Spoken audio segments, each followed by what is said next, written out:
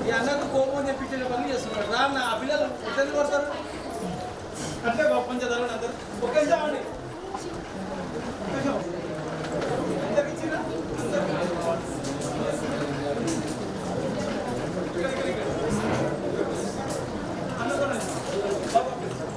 మీరందరూ కూర్చుంటే ఫోటో దిగుతాం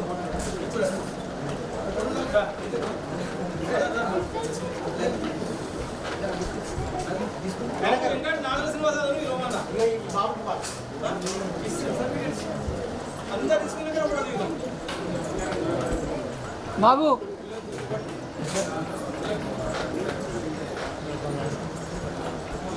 ఓకేనా కావలిస్తే శివ డాక్టర్ లక్ష్మణ్ సార్ గారు Jain sir doctor photo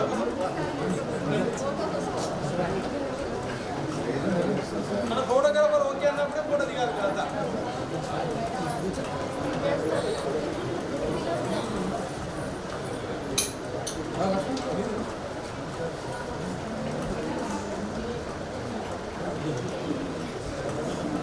Okay, ready, sir.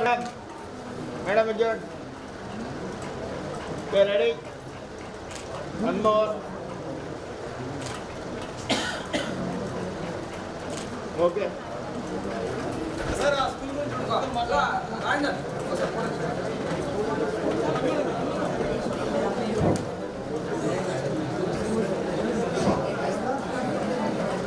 అందరికీ నమస్కారం. సావిత్రిబాయి పూలే ఫౌండేషన్ 79వ స్వాతంత్ర దినోత్సవ వేడుకలకి ఈ వైష్ణవి గ్రూప్ ఆఫ్ స్కూల్స్ని ఇన్వైట్ స్టూడెంట్స్ అందరూ ఇంతకుముందు పర్ఫార్మెన్స్ చేయడం జరిగింది. Thank you so much for the inviting here. Savitribai Phule foundation CEO Parameshwari గారు అండ్ అధ్యక్షుడు శ్రీ మీనా గోపి గారికి మరి థ్యాంక్స్ చెప్తూ ఉన్నాము. Thank you so much sir. మీరందరికీ ఎందుకు బ్రేక్ఫాస్ట్ కావాలి? అందరికి 10 మంది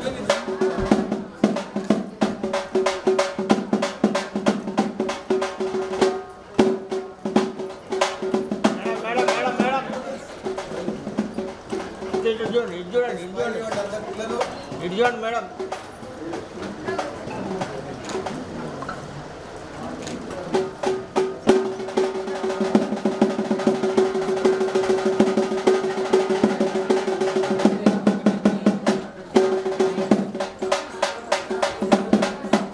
పాడుదమా స్వేచ్ఛా గీతం, ఎగరేయుదమా జాతి పతాకం.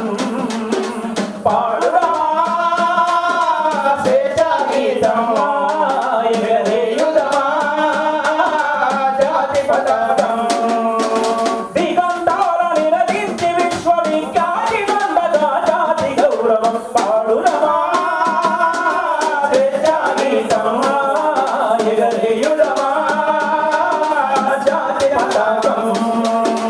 తెలియని వాళ్ళ బాబునంతపు నెత్తుకి దానల నత్తుకొని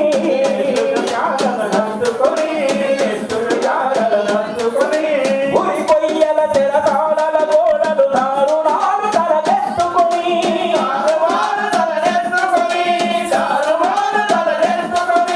పొగిలిన కాలంగా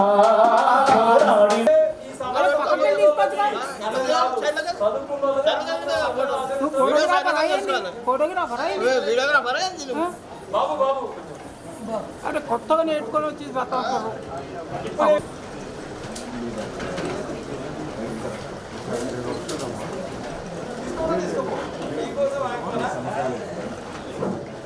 నా పేరు రామనరసయ్య.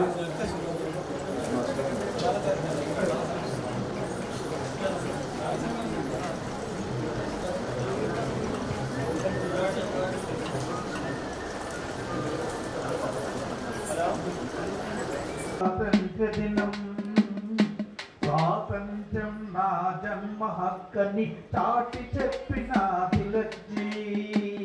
అక్కడ కాదు ఇక్కడ కాల్చమని గుండె చూపిన ఆంధ్రకేసరి. వీరవనితలు ఝాన్సీ రాణి కాని రుద్రమ జన్మించిన దేశం. అంబులు కురిపించిన మన అల్లూరి, అవతరించినది మన దేశం. ఎందరో శాంతి శాంతి అని చాటి చెప్పిన దాదాజీ. అహింస మార్గమే శరణు మనకనే గాంధీజీ. అక్కడ కాదు అందరూ కలిసి ఆశించినదే నేటి మన స్వాతంత్ర దినం. ఎందరో వీరుల త్యాగ ఫలం నేటి ఈ స్వాతంత్ర దినం. భగత్ సింగ్ బాటా ఆజాద్ ఆదర్శం, అంబేద్కర్ ఆలోచన మరువదు మరువదు మన దేశం. త్యాగమూర్తుల త్యాగ ఫలం మరువదు మరువదు మన దేశం. త్యాగమూర్తుల త్యాగ ఫలం. అమర వీరులకు జోహార్, అమర వీరులకు జోహార్, అమర వీరులకు జోహార్. Thank you sir.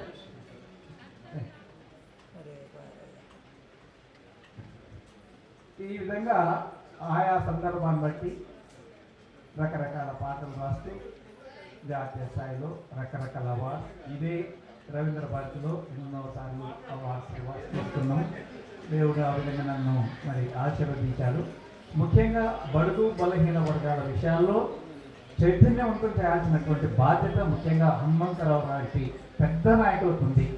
మేము పిల్లలు సరే రిటైర్డ్ అయిపోయినప్పటికీ కూడా మీ నాయకత్వంలో ముఖ్యంగా ఈ మధ్యకాలంలో జరిగేటువంటి ఉద్యమాలు ప్రస్తుత కాంగ్రెస్ ప్రభుత్వం ఈ యొక్క కేసీఆర్ ప్రభుత్వానికంటే తెలంగాణ పేరు చెప్పి రకరకాల మోసాలు అయితే చేశారు. మనల్ని అయితే 10 సంవత్సరాలు అయితే ఎవరికి ఉద్యోగాలు లేకుండా ముఖ్యంగా మరి నా ఇంట్లోనే నాకు ముగ్గురు బిడ్డలకు కూడా పీజీలు చదివారు, కానీ ఉద్యోగాలు మాత్రం ఆయన ప్రకటించిన కాలంలో నోటిఫికేషన్ పడలేదు, ఉద్యోగాలు రాలేదు. మరి మీ యొక్క సలహా ప్రకారం ప్రభుత్వంలో ఉన్నటువంటి వాళ్ళందరూ కూడా మీకు జూనియర్సే కాబట్టి పెద్దలు హనుమంతరావు గారు రకరకాల సలహాలు సూచనలు ఇస్తూ ప్రభుత్వాన్ని ముఖ్యంగా యువకులకందరికీ కూడా ఉద్యోగాలు రావడానికి ప్రయత్నం చేయాలని, సమాజంలో మార్పు తీసుకురావడానికి మీ యొక్క వంతు బాధ్యతగా సలహాలు ఇవ్వాలని కోరుకుంటూ అవకాశం ఇచ్చిన పెద్ద ఆలోచన జరగకుండా వస్తున్నాను.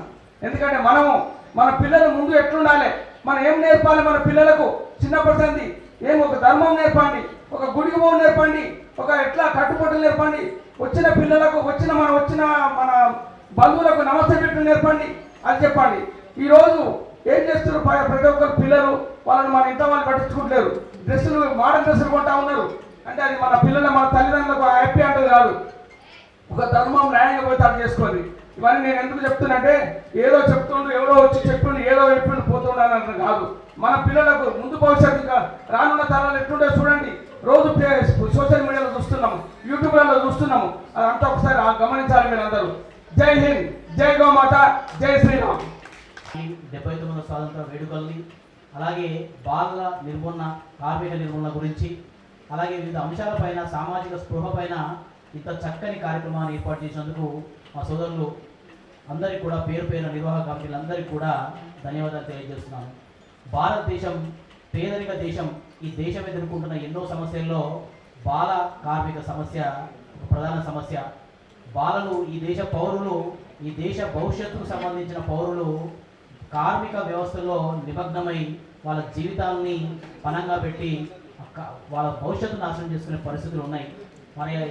మనమందరం కూడా మంచి భవిష్యత్తు కోసం, వారి దేశ భవిష్యత్తు కోసం బాలల కార్మిక వ్యవస్థని నిర్మూలించాల్సిన అవసరం పౌరులుగా మనపైన, స్వచ్ఛంద సంస్థలపైన, ప్రభుత్వాలపైన కూడా ఎంతో ఉంది.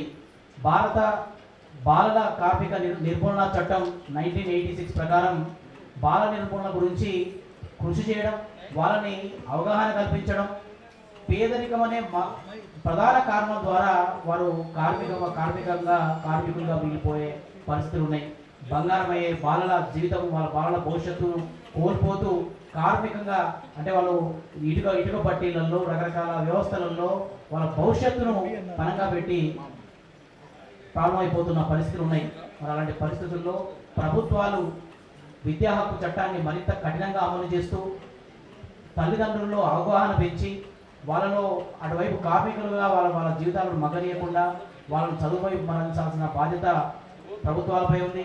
అలాగే ఇలాంటి ప్రైవేటు ఆర్గనైజేషన్స్, స్వచ్ఛంద సంస్థలు, పౌరులుగా మనందరిపైన ఈ బాధ్యత ఉంది. మనందరం కలిసికట్టుగా ఈ సమస్య పైన నిమగ్నమైనప్పుడు ఖచ్చితంగా ఈ దేశంలో ఉన్న బాలలందరినీ కార్మిక వ్యవస్థ నుంచి మరల్చి వాళ్ళని బంగారుపైన భవిష్యత్తు వైపు మరల్చే అవకాశం తప్పనిసరిగా ఉంటుందని చెప్పి మరొకసారి ఈ వేదిక ద్వారా తెలియజేస్తూ, ఇలాంటి చక్కని కార్యక్రమాలు ఏర్పాటు చేస్తూ నిర్వహిస్తున్నటువంటి సావిత్రిబాయి ఫౌండేషన్ పరమేశ్వర్ గారికి, బోయ గోపి గారికి నేను ప్రత్యేక అభినందనలు తెలియజేస్తున్నాను ఈ సందర్భంగా.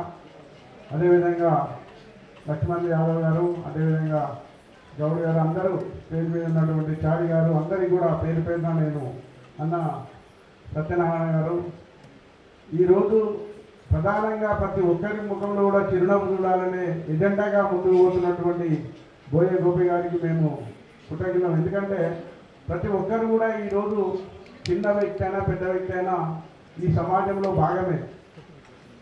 సమాజం అంటే అందరం consisting of all people, depressed, suppressed, unprivileged sections, all the persons including society. కాబట్టి society must feel that it is their society. Everybody, ఎవరి ఇండివిజువల్ కూడా ఫీల్ కావాలి, it is their society. There are persons to protect their interest అని అనుకోవాలి. అదే ఒక నమ్మకాన్ని కల్పించాలి ప్రతి ఒక్కరిలో కూడా. అదే ఉద్దేశంతో అందరినీ కూడా inclusive development also must be inclusive development ఉండాలి, ఎక్స్క్లూజివ్ డెవలప్మెంట్ కాదు. ఎక్స్క్లూజివ్ డెవలప్మెంట్ చేసే కేసీఆర్ గారు ప్రభుత్వాన్ని పోగొట్టుకున్నాడు. ఆయనకు వ్యక్తిగతము ఆయన ఇంట్రెస్ట్ ప్రొటెక్ట్ చేసుకున్నాడు. But whether the person who sacrifice for the statehood for Telangana they were ignored. That is the reason he lost the power, political power.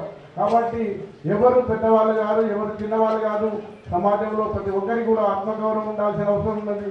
సమాజ నిర్మాణం కోసం, సామాజిక న్యాయం కోసం సమాజంలో ఉన్నటువంటి ప్రతి వర్గానికి, ప్రతి ఇండివిజువల్ కూడా ఒక గౌరవ మర్యాద, సమాజంలో ఒక గుర్తింపు ఉండాల్సిన అవసరం ఉన్నది. Constitution has given every right to the citizen. Equity, equality, equal justice must be rendered at any cost. That is the Constitution goal, ultimate goal of the Constitution is social justice. సామాజిక న్యాయమే రాజ్యాంగం యొక్క ప్రధాన ఉద్దేశం కాబట్టి ప్రతి ఒక్కరిని కూడా గౌరవించుకోవాల్సిన అవసరం ఉన్నది. అందులో భాగంగానే మనం ఈ కార్యక్రమాలు తీసుకోవడం ముందుకు పోతున్నాము. ఈ కార్యక్రమాలకు మీరు అండగా ఉంటున్నారు. రీసెంట్ కూడా when we filed a petition before the Honorable High Court directed the government to conduct the caste census. That is the reason government has conducted the caste census but failed to present before the Honorable High Court. ఇది ఎందుకంటే మీకు ఒక విషయం చెప్పాలనుకున్నాం. Everybody must have కొంచెం goal ఉండాలి. Everybody goal set చేసుకోవాలి. We should do something for the betterment of the society అనేది ప్రతి ఒక్కరి మనసులో ఉండాల్సిన అవసరం ఉందని తెలియజేస్తూ thank you one for giving this opportunity. జననీ జయకేతనం ముకోటి గొంతుకలు ఒక్కటైన చేతనం. జయ జయ హే తెలంగాణ జననీ జయ కేతనం, ముకోటి గొంతుకలు ఒక్కటైన చేతనం. తరతరాల చరిత గల తల్లి నీరాజనం, తరతరాల చరిత గల తల్లి నీరాజనం.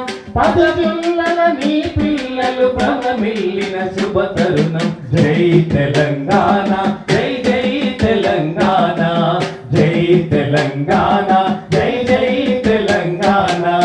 పోతనది పురిటిగడ్డ, రుద్రమది వీరగడ్డ, గండర గండడు కొమురం. భీముడే నీ బిడ్డ, భీముడే నీ బిడ్డ. కాకతీయ కళా ప్రబల కాంతి రేఖ రామప్ప, కాకతీయ కళా ప్రబల కాంతి రేఖ రామప్ప. గోలుకొండ నవాబుల గొప్ప వెలుగే చామినారు. జై తెలంగాణ, జై జై తెలంగాణ. అంటే అంతా బాగుండాలి. స్త్రీకి సంరక్షణ అయిన సమస్య ఉండదు కదా. కాబట్టి స్వర్ణయుగం కావాలని ఇందాక మనం పాటలో చెప్పారు. జై తెలంగాణ మనం పాట రాస్తున్నప్పుడు స్వర్ణయుగం కావాలి అన్నాం. అంటే స్త్రీలకు రక్షణ ఉండాలి, బాలకార్మికులు ఉండకూడదు, అందరికీ సమానమైనటువంటి హక్కులు బాధ్యతలు ఉండాలి. వీటన్నీ ఉంటేనే స్వర్ణయుగం అంటారు. అందరూ సుఖ సంతోషంగా బతకాలి, తారతమ్యాలు లేకుండా. అటువంటి స్వర్ణయుగాన్ని మనం కోరుకుంటున్నాం. అటువంటి స్వర్ణయుగంలో ఈ బాల కార్మికులు బాల్యంలో చదువు అన్నటువంటిది ప్రతి ఒక్కరి యొక్క హక్కు. ఇది మనకు రైట్ టు ఎడ్యుకేషన్ యాక్ట్ చెప్తుంది. ప్రతి ఒక్కరికి చదువుకునే హక్కు ఉన్నప్పుడు మరి వాళ్ళని పనిలోకి ఎందుకు పంపిస్తున్నాం అనేటువంటిది అందరూ కూడా చాలా చాలా ఆలోచించాల్సినటువంటి విషయం. కాకుంటే నేను ఒక 4 సంవత్సరాల పాటు యూనిసెఫ్ తరఫున బాల కార్మికుల నిర్మూలన మీద పనిచేసినాను.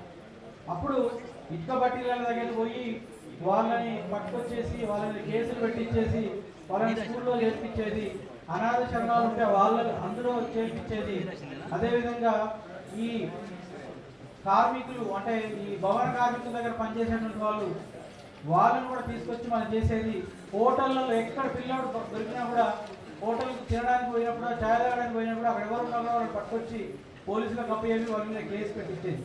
అయితే ఇంత దారుణమైన పరిస్థితి ఇప్పుడు లేదు. చాలా రకాలైనటువంటి కార్యక్రమాలు చేపట్టిన తర్వాత ముఖ్యంగా ప్రభుత్వం కూడా ఈ ఎడ్యుకేషన్ మీద చాలా శ్రద్ధ తీసుకొని ప్రభుత్వ బోర్డులను విరివిగా పెంచి చేసిన తర్వాత గురుకులాలు వచ్చిన తర్వాత కొంత తగ్గింది. కానీ మనకు ఒక ప్రమాదకరమైనటువంటి ఒక స్థితిలో ఉన్నాం. ఏంటంటే మనకు ఎంబీసీలు అంటారు, మోస్ట్ బ్యాక్వర్డ్ క్లాసెస్ అని ఒక ఎంబీసీ కార్పొరేషన్ కూడా ఉంది బీసీ సంక్షేమ శాఖలో. అందులో కూడా నేను పనిచేసిన ఒక 2 సంవత్సరాలు. అందులో ఎవరైతే సంచార జాతులు ఉంటారో, ఈ పూసలు అమ్ముకునే వాళ్ళు ఉంటారు, తర్వాత ఈ అక్కడిక్కడ పని చేసుకునే వాళ్ళు ఉంటారు, వీళ్ళందరూ కూడా సంచారాన్ని చేస్తూ ఉంటారు. అక్కడక్కడ కొన్ని రోజులు స్థిర ఒక నివాసం ఏర్పరచుకొని వాళ్ళు అక్కడ కొన్ని రోజులు బతికి మళ్ళీ ఇంకో దగ్గరికి వెళ్తుంటారు. వాళ్ళకు ఎంత దారుణమైనటువంటి పరిస్థితి అంటే వాళ్ళకి ఎవరికి ఒక రేషన్ కార్డు ఉండదు, వాళ్ళకి ఏ కులమో తెలియదు, ఎక్కడ స్కూల్లోకి వెళ్ళాలో తెలియదు. అంటే వాళ్ళని సంచార జీవితాలు అనేటువంటి వాళ్ళని పూర్తిగా పేదరికంలోకి నెట్టేయబడ్డాయి. అందుకనే మనకు ఈ సంవత్సరం మనం చేసేదని ఇందాక అడ్వకేట్గా చెప్పినట్టు ఇంక్లూజివ్ గ్రోత్ అంటున్నారు. ఒక బీసీలు ఒకటి బీసీలే బాగుపడితే, ముఖ్యమైన కులాలు బాగుపడితే బాగుపడినట్టు లెక్క కాదు. ఒకవేళ ఎస్సీలలో వాళ్ళే ఉంటే బాగుపడినట్టు లెక్క కాదు. అందరినీ బాగుపరచాలి. బీసీలలో ఉన్నటువంటి వాళ్ళందరూ కూడా ఈ ఇంక్లూజివ్ గ్రోత్ అనేటువంటి కాన్సెప్ట్ అదే. ఈ కింది స్థాయిలో కూడా ఎంబీసీలను కూడా మనం ఇందులో కలుపుకొని వాళ్ళని బాగుపరచాలి. అందుకోసమే ఎంబీసీ కార్పొరేషన్ కూడా పెట్టారు.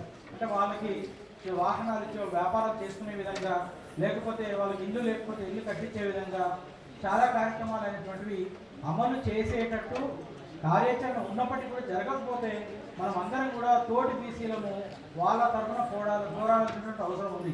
అక్కడ బాల కార్మిక వ్యవస్థ ఎక్కువగా ఉంది. ఇందాక వాళ్ళు చెప్పినట్టు సంచారులు వాళ్ళు ఎక్కడో దగ్గర కొన్ని రోజులు అక్కడ పని చేసుకుంటారు, ఇక్కడ నుంచి వెళ్ళిపోతారు, మళ్ళీ ఇంకో దగ్గర కొన్ని రోజులు ఉంటారు. సో వాళ్ళకి హక్కులు తెలియదు, ఉద్యోగాలు తెలియదు, చదువు తెలియదు. వాళ్ళు తరతరాలు అదే స్థితిలో ఉన్నటువంటి అంటే దుస్థితి అనేటువంటిది ఉంది. నేను ఒకసారి మహబూబ్నగర్ జిల్లాలో వనపర్తిలో కూడా యూనిసెఫ్ ప్రాజెక్ట్ తరఫున పోయాను. అక్కడ ఒక కొండ మీద ఈ భిక్షాటన చేసేటువంటి కమ్యూనిటీ ఉంటుంది, దాని పేరు నాకు గుర్తు రావట్లేదు. అంటే వాళ్ళు భిక్షాటన చేసుకొని స్కూల్ కూడా పోతున్నారు, కానీ భిక్షాటన మాత్రం మరొకరు. అసలు భిక్షాటన అడుక్కోవడం అనేటువంటిది ఒక వృత్తిని ఎవరు క్రియేట్ చేశారు? ఒక మనిషి ఆత్మగౌరవంతో బతకలేని పరిస్థితి ఒక వృత్తికి ఇచ్చారు. అది ఎంతవరకు సమంజసం? వాళ్ళు కూడా పనిచేసుకొని బతికే విధంగా మన యొక్క కుల వ్యవస్థ అనేటువంటిది లేకుండా వాళ్ళని ఎప్పుడు బానిసలుగా ఉండే విధంగానే ఆ కులాన్ని ఆ విధంగా క్రియేట్ చేసి మరి వాళ్ళని ఎప్పుడు కూడా అక్కునే వాళ్ళని చేశారు. ఇటువంటి సామాజిక రుగ్మతలన్నీ కూడా పోవాలంటే ముఖ్యంగా ఇటువంటి ఫౌండేషన్ వాళ్ళు బాగా పనిచేయాలి. ప్రభుత్వాలతో పనిచేయించాల్సినటువంటి అవసరం కూడా ఉంటుంది. ఇటువంటి సమస్యల్ని గుర్తించి వాటి ప్రభుత్వం దృష్టిలో తీసుకెళ్ళి ఆ సమస్యల్ని మనం పరిష్కరించే దిశగా ఈ ప్రయత్నం చేస్తేనే ఈ బాల కార్మిక వ్యవస్థ అనేటువంటిది పూర్తిగా పోతుంది. సమానంగా బతుకుతాము, సామాజికంగా అందరూ కూడా ఒకే స్థితిలో ఉన్నటువంటి వాళ్ళు ఉంటాం. అటువంటి చాలా స్థితులు చూసినట్లే ఈరోజు ఈ దేశభక్తి జన్ అవార్డ్స్ కూడా ఇస్తున్నారు. సో దేశభక్తి అనేటువంటిది కూడా మనకు చాలా అవసరం. ముఖ్యంగా మనము ఈ దక్షిణ భారతంలో ఉంటాము. దక్షిణ భారతదేశంలో ఉన్నటువంటి వాళ్ళకి, నార్త్లో ఉన్న వాళ్ళకి దేశభక్తి అనగానే మనకు కొంచెం ఎక్కువగా ఒక రైజ్ అవుతుంది. మనం మిలిటరీలో కూడా మనల్ని పంపించాలి, చాలా ఉద్యోగాలు ఉంటాయి. ఉద్యోగాలకి మన బీసీలను ముఖ్యంగా పంపించాల్సినటువంటి అవసరం ఉంది. మరి ముఖ్యంగా ఈ బాల కార్మిక నిర్మూలన అనేటువంటిది సమూలంగా వెళ్ళాలి. ముఖ్యంగా ఈ ఎంబీసీలు ఎవరైతే ఉన్నారో వాళ్ళ నుంచి పూర్తిగా వెళ్ళిపోవాలి. పోతేనే నిజమైనటువంటి ఈ నిర్మూలన అనేటువంటి జరిగినట్టుగా మనము భావించవచ్చు. ఈ కార్యక్రమం చాలా ఇంతమంది అతిథులు ఇంతమంది అటెండ్ అవ్వడం అనేటువంటిది చాలా మంచి పరిణామం. ఈ కార్యక్రమానికి మన నన్ను ఇందులో కార్యక్రమాన్ని భాగస్వామ్యం చేసినందుకు నిర్వాహకులందరికీ కూడా ధన్యవాదాలు తెలియజేసుకుంటూ మనం అందరం కూడా ఇటువంటి సామాజిక అంశాల మీద ముఖ్యంగా మనం అందరం కలిసికట్టుగా పనిచేయాల్సినటువంటి అవసరం ఉంది. మనకి ఇక్కడ ఉన్నటువంటి పెద్ద నేత మరి హనుమంతరావు సార్ కూడా మన అందరికీ సపోర్ట్ చేస్తారని ఈ సందర్భంగా నేను ఆశిస్తూ ధన్యవాదాలు.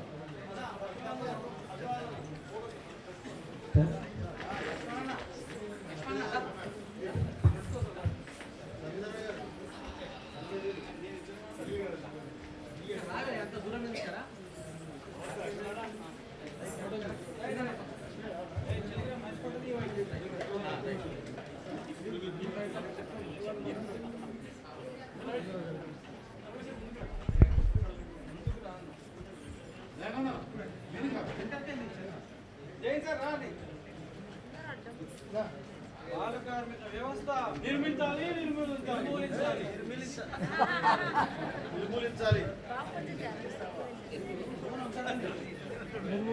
బాల కార్మిక వ్యవస్థ నిర్మూలించాలి.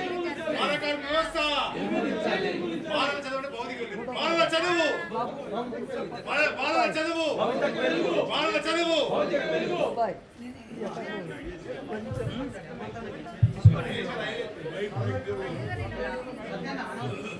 ఇప్పుడు మన పెద్దలు వి హనుమంతరావు గారు తమ అమూల్యమైన సందేశాన్ని ఇస్తున్నారు. మనం వెయిట్ చేస్తున్నాం. ఇప్పటికే చాలా సమయాన్ని మనం తీసుకున్న వాటిని క్షమించవలసిందిగా విజ్ఞప్తి అన్యదా భావించవద్దు.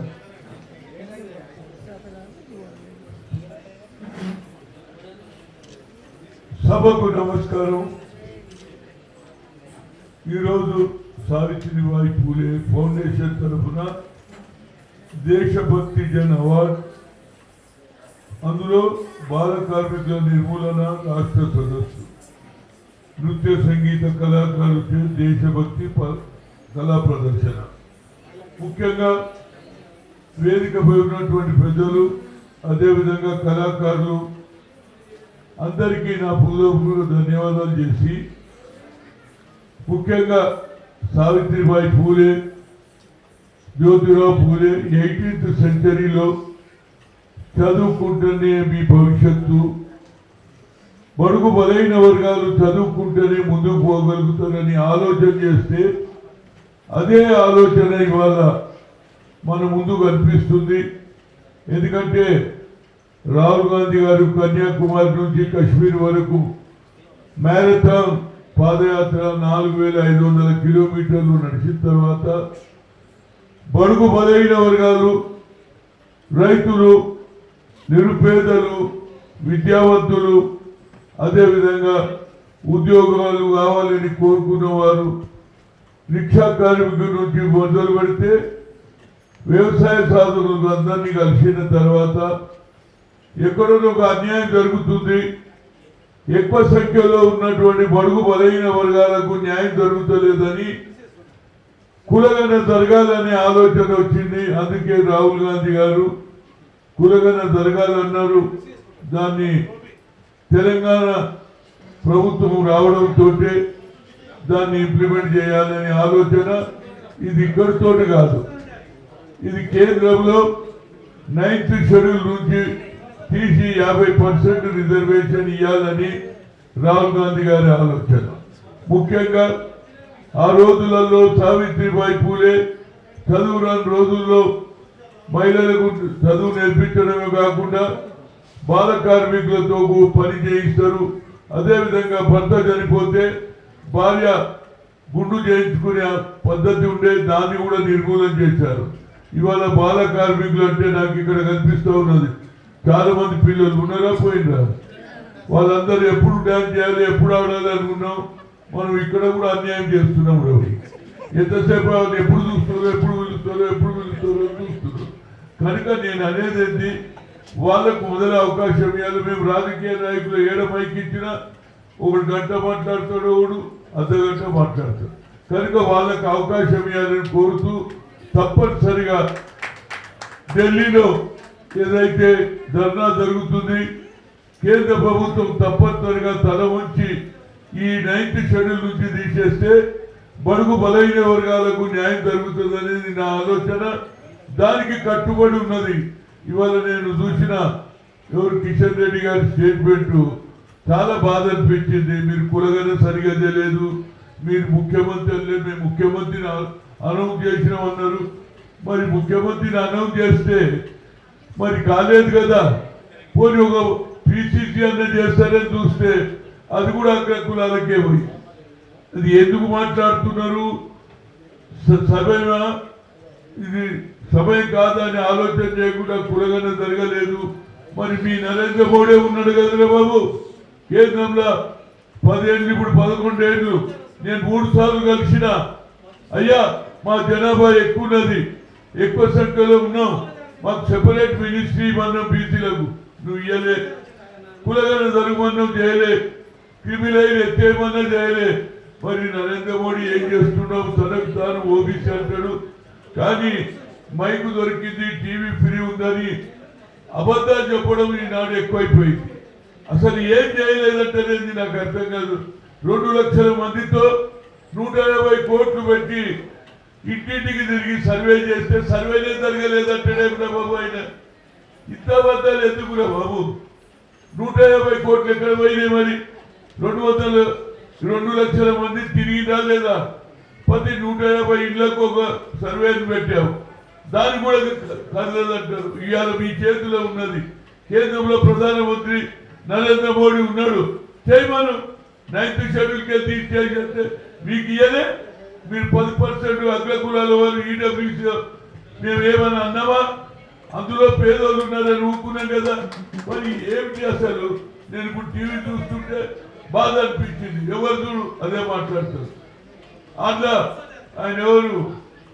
మన బండి సంజయ్, అదేవిధంగా మన ఎవరు ఎంపీ మన బుద్ధిరాజు గారు, ఈటల రాజేందర్, ఇద్దరు కొట్లాడుతుంది. మూడోకి పోయిందా లేదా? మీరిద్దరు ఎందుకు కొట్లాడిందా బాబు? మీరిద్దరు కలిసి ఇద్దరికి ఎవడో కావాలి కదా. ఆ బుద్ధి మనకు లేదా? ఎంతసేపు కొట్లాడతారు, వేరే లెక్కిస్తారు. ఇద్దరు కొట్లాడుతుంటే మూడోడు వచ్చాయి. మా దగ్గర కూడా ఇదే జరుగుతుండే. మా మహేశ్వర్ కుమార్ గౌడ్, అదేవిధంగా మధు యాష్కి, ఆ తర్వాత మూడో క్యాండిడేట్ నన్ను అన్నారు. అరే నేను ఎక్కడో కనిపిస్తుందో భయ్, మనం ముగ్గురు కొట్లాడితే 4ఓడు వచ్చేస్తాడు అని నేను మహేష్ కుమార్ గౌడ్కి సపోర్ట్ చేసిన అయ్యిండు. అది నేర్చుకొని రోడ్డున బీసీలు ఎప్పటి వరకు అయితే కలిసి ఉంటారో మనకు న్యాయం జరగదు. మన కొట్లాట పెట్టే వాళ్ళు చాలా మంది ఉంటారు. మనం ఆలోచనలో మార్పు రావాలి. అయ్యే విధంగానైతే రాహుల్ గాంధీకి వచ్చిన ఆలోచన ఈ దేశంలో బీసీలకు ఏదైనా చేయాలనే తపన ఉన్నది కనుక రేపు తప్పనిసరిగా పార్లమెంట్లో ఆయన అపోజిషన్ లీడర్గా ఫైట్ చేస్తున్నాడు. అదేవిధంగా బీహార్లో ఓటర్ లిస్టు కూడా ఎత్తేస్తున్నాడు. ఏది ఒరిజినల్ ఓటర్లు తీసేసి వేరే ఓటర్. ఎప్పుడైనా ఎలక్షన్ కమిషన్ నేనైతే చూడలేదు నా జీవితంలో. That is the independent body. అందరికీ అవకాశం ఇవ్వాలి. బాబాసాహెబ్ అంబేద్కర్ కాన్స్టిట్యూషన్ ఎందుకు రాసిండు? రిక్షా వారికి ఒకే ఓటు, ముఖేష్ అంబానీకి ఒకే ఓటు, అంటే కోటీశ్వరులకు ఒకే ఓటు, పేదవారికి ఒకే ఓటు ఇచ్చింది. కాబట్టి ఇవాళ మనం నిలబడగలుగుతున్నాం. వాళ్ళకు 4 ఓట్లు ఇస్తే మనం ఎక్కడ పోదు. ఇదే మన ఓటు విలువ తెలుసుకోవాలి. సమయం వచ్చినప్పుడు బీసీలందరూ ఏకమైతే రాజ్యాధికారం వస్తుందని మీ అందరికీ చెప్తూ, మా చిన్నపిల్లలు కళాకారులు పాపం ఎప్పుడు రాలేదు, ఇక రాలేదమ్మా తండ్రి. అప్పటి నుంచి చూస్తున్నారు, ఒకరిని ఒకరు నూపుతా ఉన్నారు, ఎప్పుడు ఛాన్స్ ఇస్తున్నారు. రండి మేమందరం